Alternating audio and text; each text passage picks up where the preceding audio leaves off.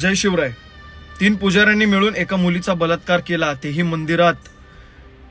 तिचा गळा दाबला, तिला दगडाने ठेचलं आणि तिला वरून खाली फेकून दिलं. आगरी कोळी समाजाची अक्षता. घरात भांडणं झाली होती म्हणून ती मुलगी देवा घरी सुरक्षित राहील हे विचार करून मंदिरात गेली.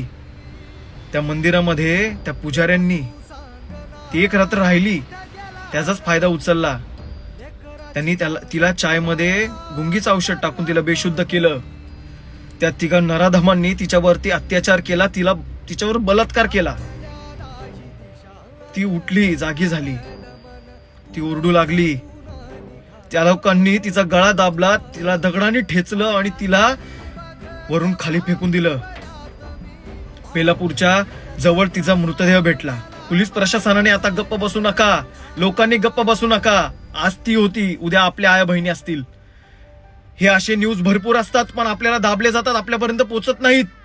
पोलीस प्रशासनाने सरकारपर्यंत ही आवाज उठली पाहिजे. भावांनो, व्हिडिओ शेअर करा, तिचे फोटोज सोशल मीडियावरती जिथं तिथं जस्टिस फॉर अक्षता हे हॅशटॅग रन करा.